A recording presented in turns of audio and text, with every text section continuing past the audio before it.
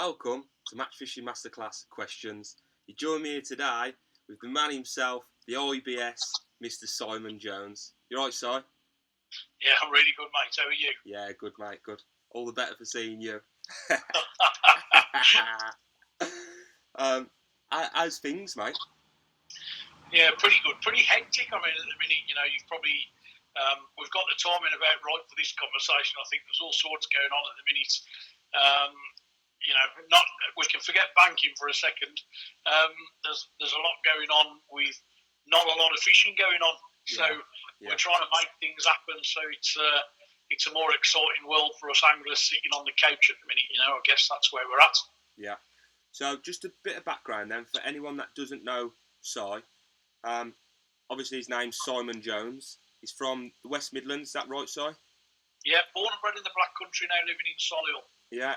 And Si is a banker, hence the name IBS, which stands for what, Si? Well, it's a long-standing joke, but I've been a banker all my life, 30 years, and many people around many fishers in the UK call Simon the banker, and they use the B. I've got to be careful there, make sure that I get that clear. Simon the banker.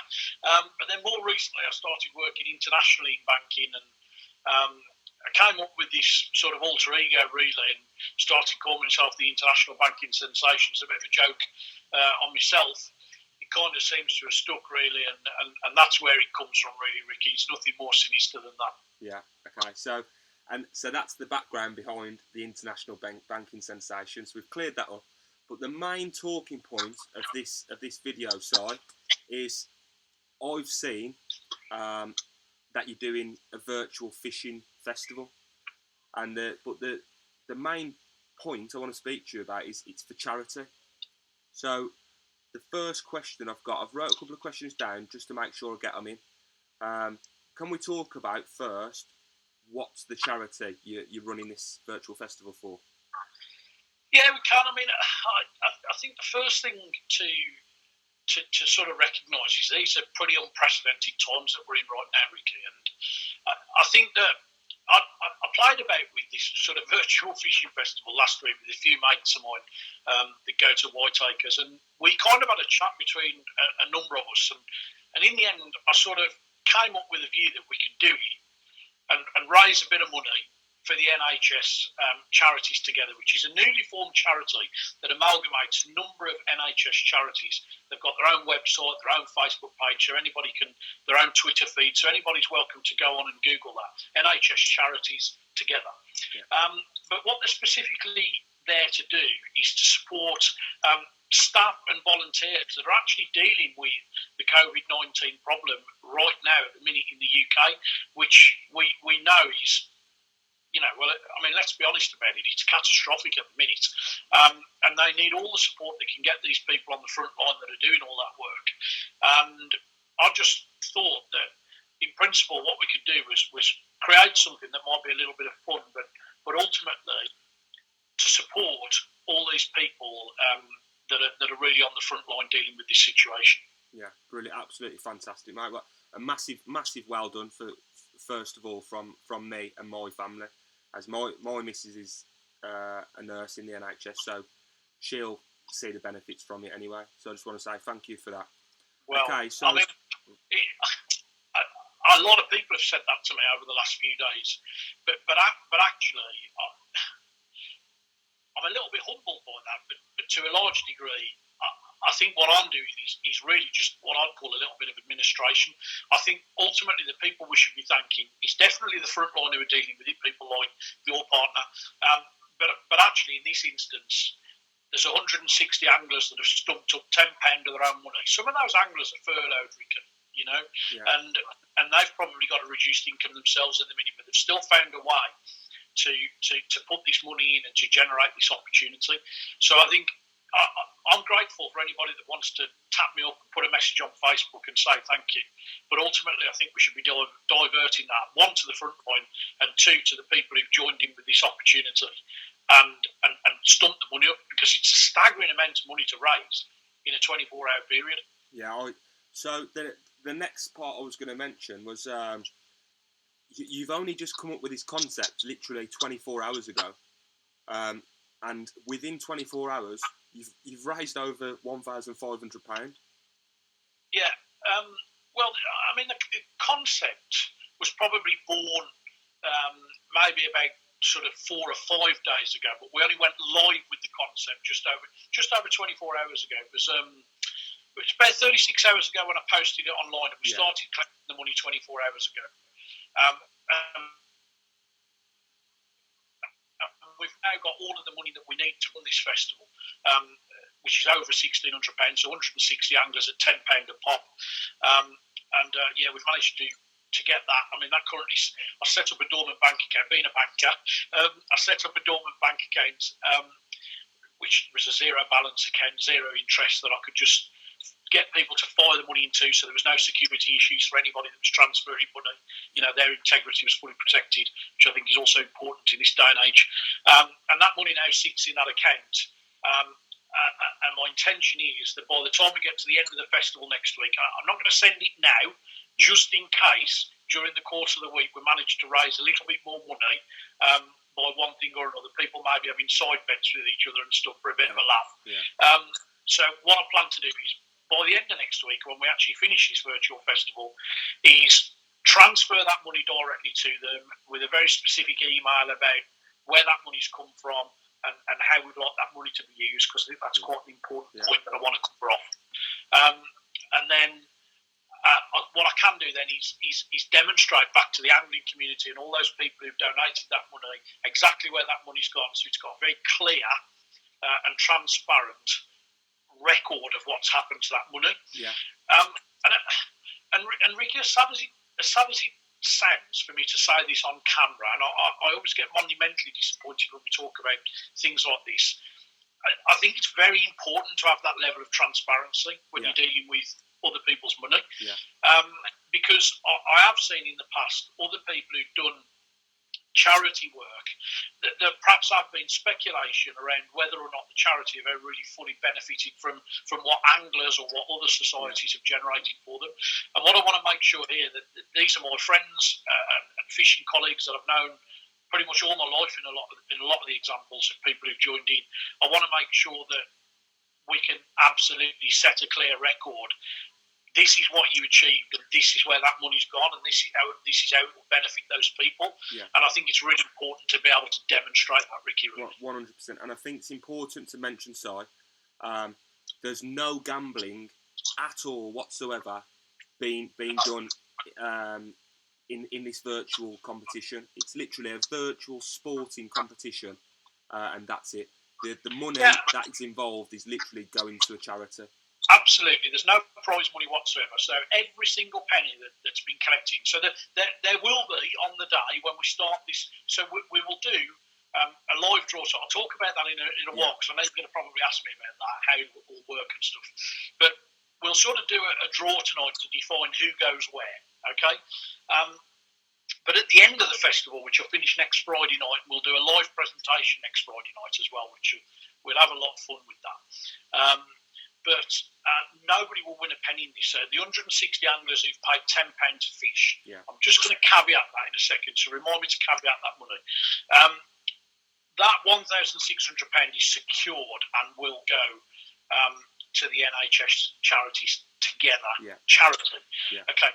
The one thing I do want to say, we'll end up with a little bit more money than that, Ricky. Yeah. And I'm not going to name people because I think that would be inappropriate and unfair to do that publicly. Yeah. But some people have donated more money than the £10 entry fee. Yeah. And obviously I've kept a record of all of those people within the spreadsheet where all the money's been allocated. So we'll actually generate definitely more than the £1,600 entry fee. So at the minute, it probably sits just a shade under 1,700 with what I've got so far.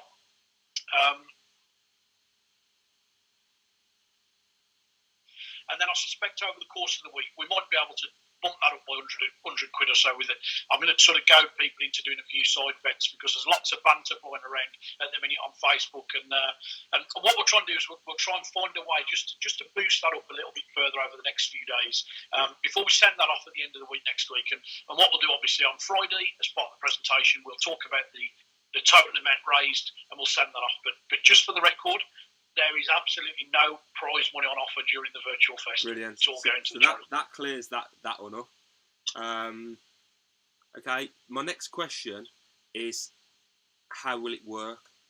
How will the virtual festival work?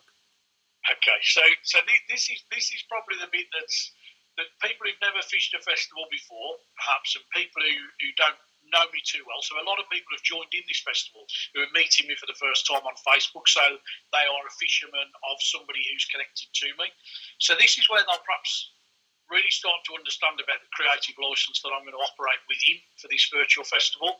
So first and foremost, let me explain how the festival works. Whiteacres is synonymous with doing fantastic festivals. It's probably the most notorious venue in the country. They have a wonderful array of lakes that command all the different disciplines of fishing that we would adopt over the course of a week's worth of fishing, from natural fishing on a reservoir for silvers to hauling great big carp on a lake called Belingi to F1 fishing on the venue.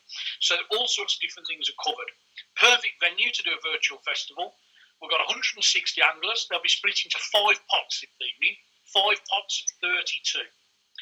And they will rotate around the lakes during the course of the 5-day festival. Yeah. You fish against the same 31 anglers, so you will fish against the other 31 in your section every day for 5 days, and you'll rotate with those 31 other anglers around the fishery. So 5 pots of 32, to be clear. You then get points allocated based on where you finished in the section. Now, this is where we talk about the creative licence. So there are going to be a few people that will get a bit stitched up by me this week, because when we get to the point, the only bit that's legitimate in all of this is the money is legitimate to the charity. The draw is legitimate in terms of what section you go in and what peg you draw on an individual day. That is all done perfectly legitimately. I'll pull your name out and I'll pull your peg out, and they'll be independently in the buckets. But from there, my creative flair kicks in. Now, obviously, I've got a fairly extensive knowledge of Whiteacres. I've actually been going there over 20 years, Ricky. Yeah. So I know the venue really, really well. I know the flyers. I know most of the anglers. So I know who's going to be sitting on the screamers. I know who's going to be sitting on the pegs that are perhaps a little bit poorer. I know the areas that are wind dominated.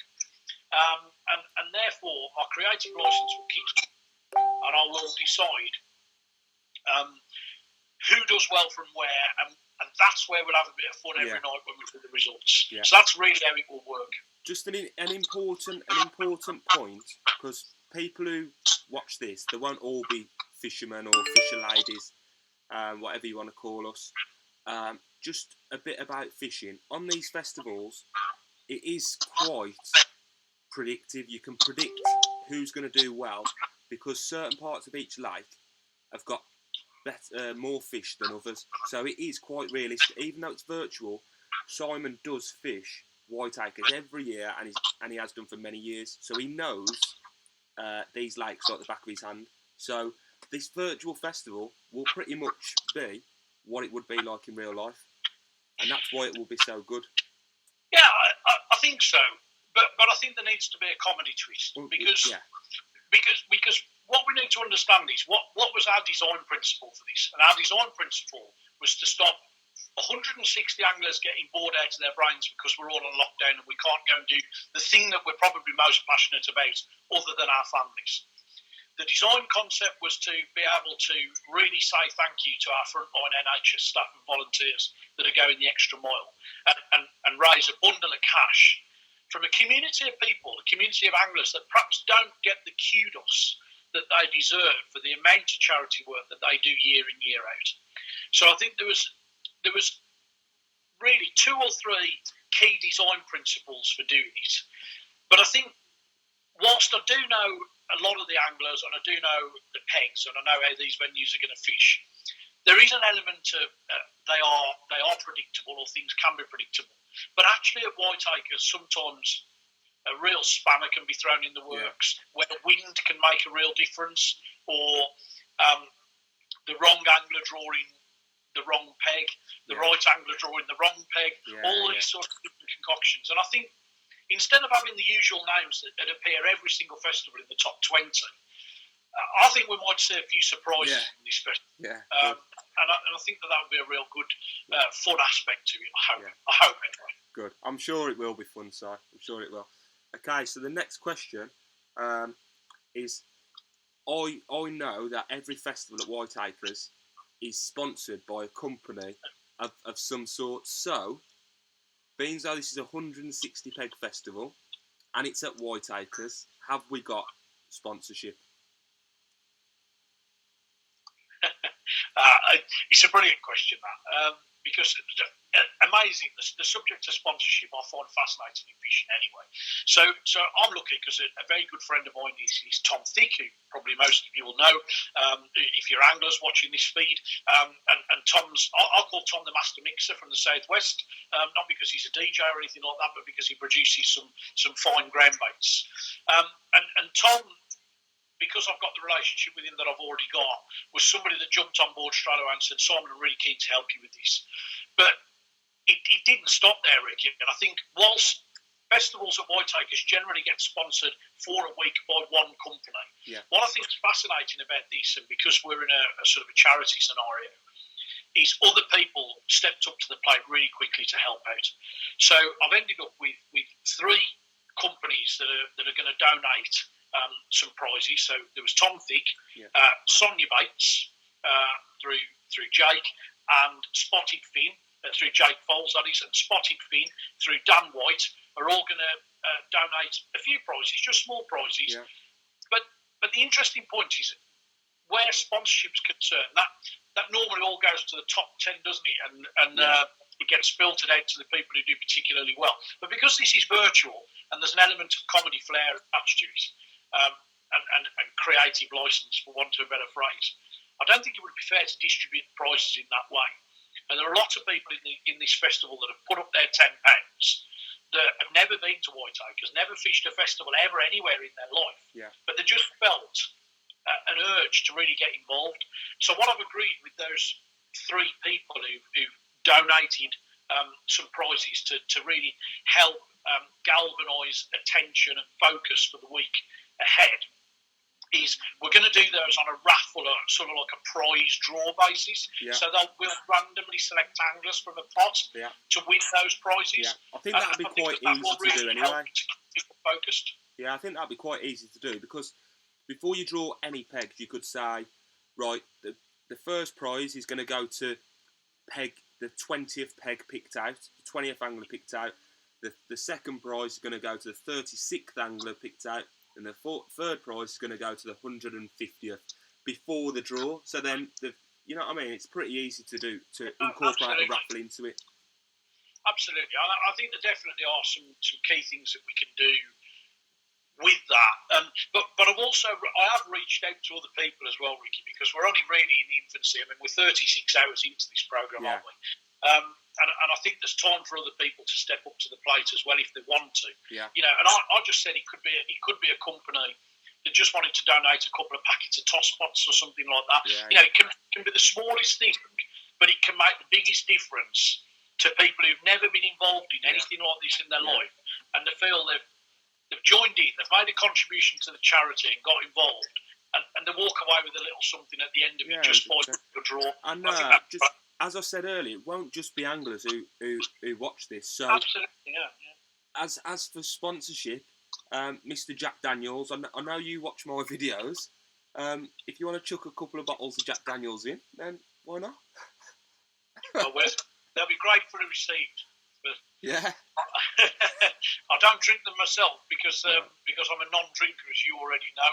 I think I'm mad enough without having anything to drink. But there's I mean, absolutely, we want to reach far and wide, because I think it won't be just anglers that are trying to help out the NHS and the staff and volunteers at the minute.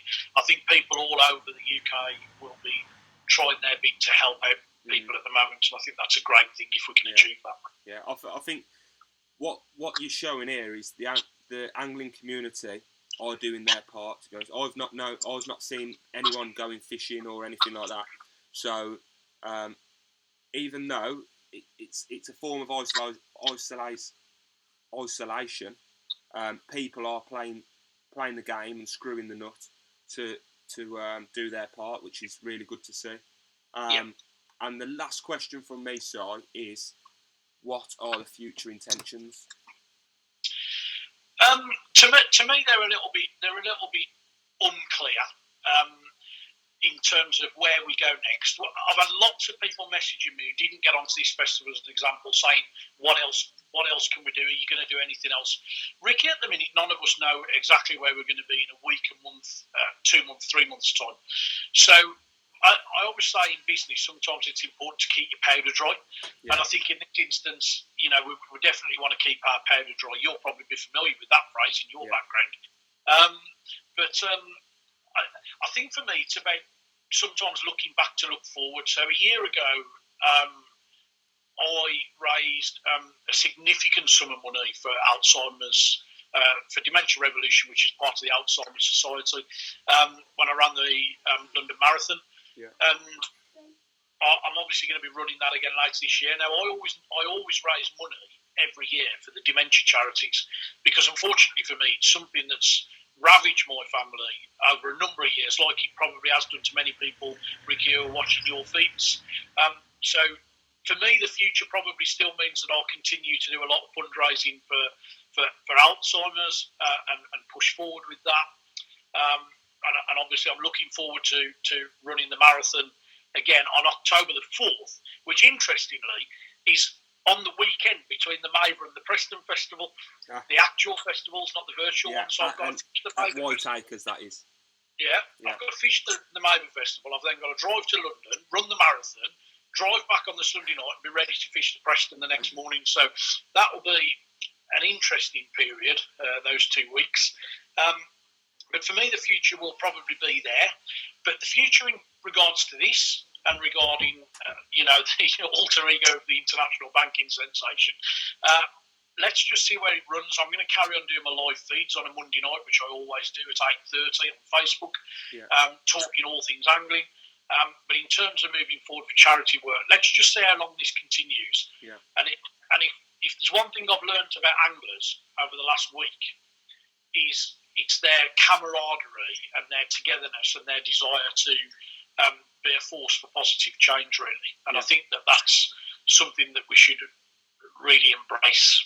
Okay, so I just one, if this is a thing that you're going to carry on with, I do watch your live videos and they're getting quite a following, but I understand you do them on your private Facebook. I do, yeah. Just one, once you get to 5,000 people on your Facebook, you stop being able to accept people. And 5,000 people on a personal Facebook is quite a busy place to be. So, have you got any plans to make this IBS a page so everyone can follow you? It's definitely something I've been thinking about and I've been talking about. But it's not something that I've pursued yet. But I think with anything, Ricky, it evolves, doesn't it? Yeah, of course it does. And I think that if this continues to evolve in the way it has done over the last couple of months since I've been doing it, well, it's probably 2 or 3 months now since I've been doing the live videos, then I think there will be a natural progression. So I certainly wouldn't rule it out at this stage. Yeah, okay. Apart from that, I've got no more questions on it. Just want to say a massive thank you to you for coming on, and an even bigger thank you for raising the money. I appreciate that, but don't forget you're one of the people who's joined the virtual festival. So I know, but you made it possible. You're one of the £1,600 as well, mate. So it's as a community we've done well, and I'm grateful for this opportunity. So thank you very much. Hopefully we can make this a real success, and maybe other people will see, and maybe they'll find a way to do things themselves. Yeah. Okay. Just to finally finish it off, then this festival is going to be live. How can people watch it? Bear in mind, it's on your private Facebook. Other than that, I don't know the answer to that question because one thing I'm not, Ricky, is I'm not a technical expert, so I'm not going to ever pretend to be. We may need to give that some consideration, but certainly on my own private Facebook page, people are welcome to request and join and watch that. I know that you'll be on there and you can help with those solutions. But I don't. Other than that, mate, I haven't really given that a huge amount of thought at this stage. Okay, so don't worry, everyone who's watching this video, don't worry. Me and Si will have a chat after this, and we'll make sure that it's accessible to everyone. So we'll leave it there. Have you got a message just to finish us off, Si, to the people at home? I think my message is the same as what I've been saying on all of my live feeds more recently. I think it's really important that we stop it, and that's the one thing I've been saying consistently all the way through. The weather is great, and we probably all do want to go for a walk and get some exercise, but really the only thing I can say is please follow the government guidelines, the recommendations, stop in, keep your hands clean, use your sanitisers, do all of that type of stuff, walk your dogs, yes, I understand that's got to happen. But we'll all be back out soon enough when all this goes away, and then we can really probably then start to respect the freedom that we had before this situation. Brilliant. But just really for everybody, I want you to stay well, look after yourselves, and take care of each other. Fantastic. Okay, and thanks for watching, and we'll see you on the next one. Cheers, Rick. All the best. So, see you later. Bye-bye.